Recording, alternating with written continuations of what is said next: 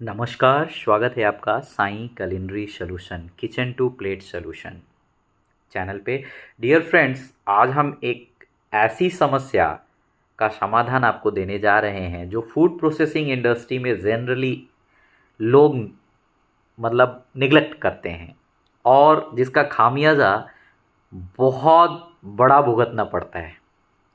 Product recall के रूप में, कस्टमर कंप्लेन के रूप में, क्योंकि इससे जनरेट होता है क्वालिटी इशू। प्रोडक्ट रिकॉल होता है, बाज़ार से वापस आने लगता है, या कस्टमर को जो हम कमिट किए हुए हैं डेट ऑफ एक्सपायरी, यानी प्रोडक्ट इतने दिनों तक हमारा सही रहेगा, वो फेल होता है, यानी हमारा कमिटमेंट फेल होता है। तो फ्रेंड्स, ये वीडियो होने वाला है काफ़ी interesting.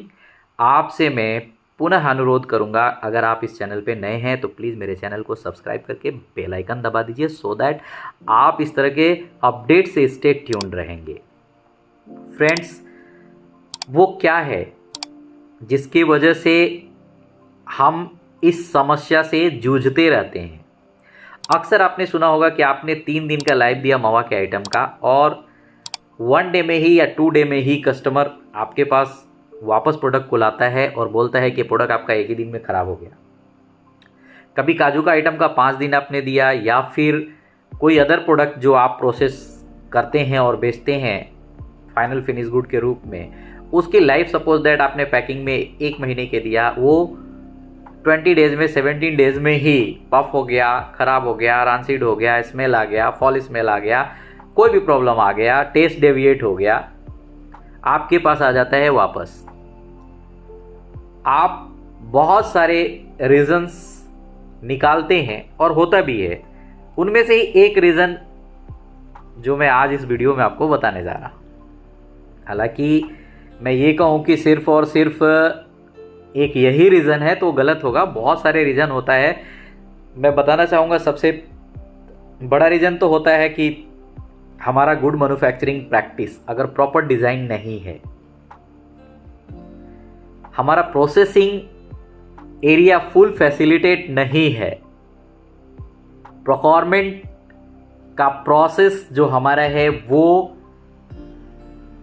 As per US FDA नहीं है, या फिर हम जो प्रोसेसिंग करते हैं उसकी हमारी प्रॉपर कोई मानक निर्धारित नहीं है, प्रोडक्ट का टाइम, बनाने का टाइम, टेम्परेचर और रखने का तरीका सही नहीं है, ये सारे कारण हो सकते हैं।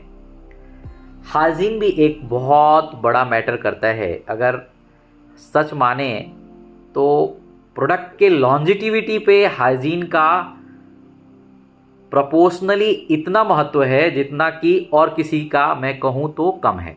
यानी कि अगर हम बेसिक हाइजीन प्रैक्टिस को मेंटेन करते हैं तो भी हम मीट आउट कर सकते हैं ग्लोबल फूड सेफ्टी को।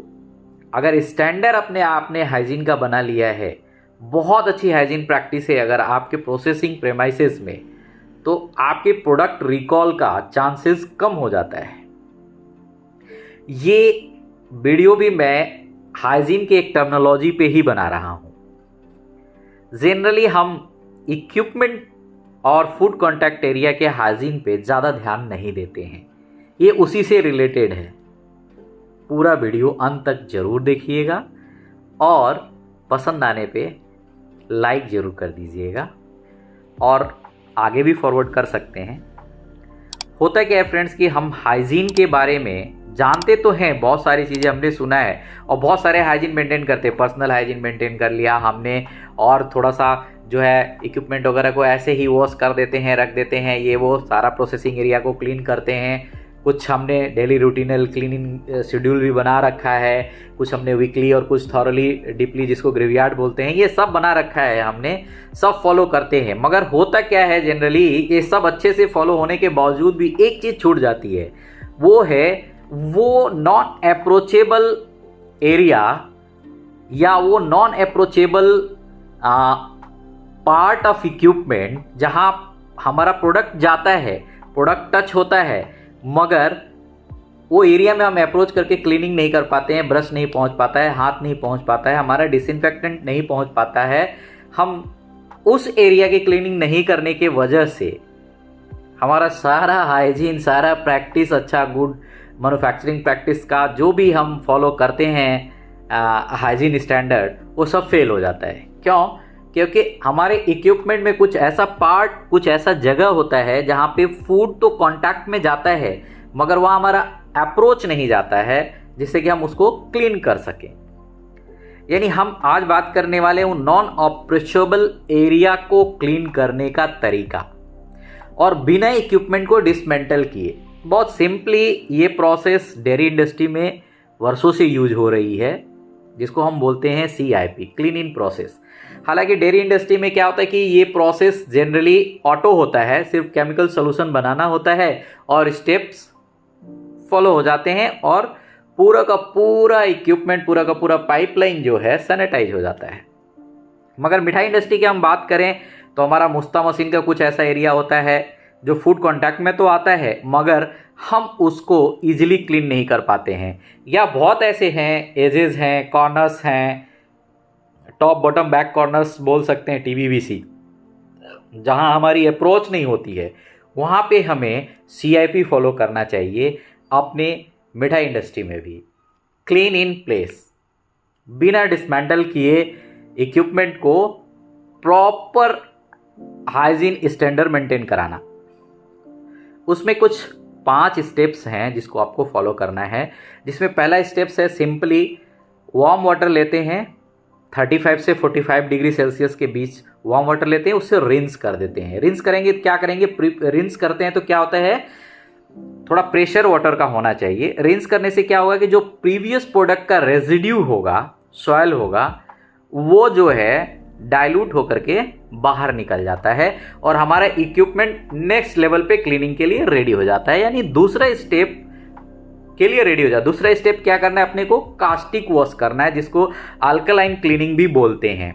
जनरली हम इसमें क्या करते हैं, NaOH का 1 to 2% का सोल्यूशन बनाते हैं 70 to 80 डिग्री सेल्सियस टेम्परेचर पे, और अगेन प्रेशर वाले वाटर से पास कर देते हैं उस एरिया में।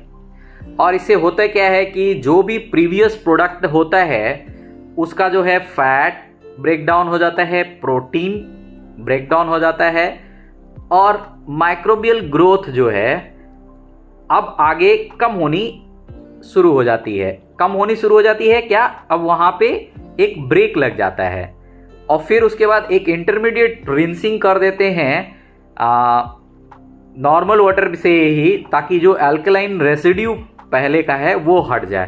तो एक अच्छे से रिंसिंग कर देते हैं, फ्लश मार देते हैं वाटर का, और उसके बाद फिर हम क्या करते हैं, एसिडिक क्लीनिंग करते हैं, एसिडिक वॉश करते हैं, जिसको हम डी स्केलिंग भी बोलते हैं। डी स्केलिंग क्यों करते हैं, क्योंकि बार बार जब प्रोडक्शन होता है तो प्रीवियस प्रोडक्ट का परत चढ़ते चढ़ते मोटा परत हो जाता है, स्केल डेवलप हो जाता है, रफेज डेवलप हो जाता है, जिससे कि हमारा जो है नेक्स्ट प्रोडक्ट कॉन्टामिनेंट होने के चांसेस रहते हैं। इसलिए हमें डिस्केलिंग करना है। डिस्केलिंग के लिए हम जनरली नाइट्रिक या फॉस्फोरिक एसिड का 0.5 to 1% सोल्यूशन बना लेंगे और 60 से 70 डिग्री सेल्सियस टेम्परेचर रख के एक फ्लश मार देंगे। यहां पे आपका पूरा का पूरा माइक्रोबायल ग्रोथ रुक जाता है और इसके बाद फाइनल रिंसिंग कर देते हैं पोर्टेबल वाटर से, और तब तक पोर्टेबल वाटर से हम रिंसिंग करते हैं जब तक कि हमारा pH वैल्यू न्यूट्रल नहीं आ जाता है। अब यहाँ पूरी क्लीनिंग हो गई, पूरा हाइजीन मेंटेन हो गया, डिसइंफेक्टेंट हो गया। अब अपने को क्या करना है, बिफोर यूज, अब नेक्स्ट डे हमें जब यूज करना है उस इक्विपमेंट को, तो हम क्या करेंगे, 80 to 90 डिग्री सेल्सियस वाटर का टेम्परेचर करके अगेन सैनिटाइज कर देंगे, रिंस कर देंगे, या पैरासिटिक एसिड का यूज कर लेंगे डिसइंफेक्ट करने के लिए, सैनिटाइज करने के लिए।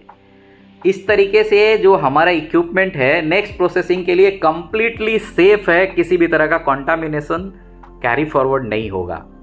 और ये जो प्रोसेस मैंने 5 स्टेप्स बताए, ये फॉलो करना है नाइफ के लिए भी, अपने प्रोडक्ट कीपिंग वाले जो भी इक्विपमेंट है उसके लिए भी, पाइपलाइंस के लिए भी, मुस्ता मशीन के लिए भी, या कोई भी इस तरह का जो कंपोजिट प्रोसेस हम करते हैं जिसमें कि हमारा डिफरेंट मशीनरी यूज होता है और वहाँ फूड कांटेक्ट तो होता है मगर हम आसानी से हमारा हाथ नहीं पहुंच जाता, बट वाटर फ्लश तो पहुंच जाएगा।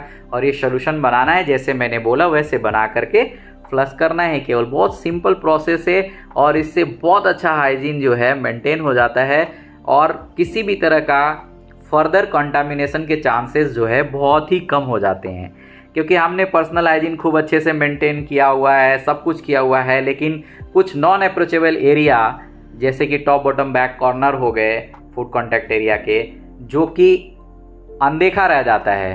फ्लश वाटर वहाँ पहुँच सकता है, वाटर फ्लश पहुँच सकता है और ये सारे सोल्यूशन जा सकते हैं और इजीली वो एरिया हमारा रेडी हो सकता है नेक्स्ट यूज़ के लिए प्रॉपर, और हमारे प्रोडक्ट में किसी भी तरह का रिकॉल का इशू कम हो जाता है।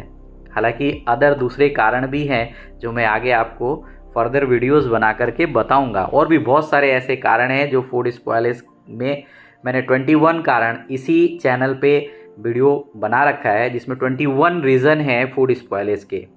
आप उस वीडियो को देख लेंगे तो आपको समझ में आ जाएगा और धीरे धीरे मैं और भी कारणों पे आपके समक्ष वीडियो बनाते रहूँगा। उम्मीद करता हूँ ये वीडियो आपके लिए कारगर होगा, तो इसे आगे बढ़ाएं।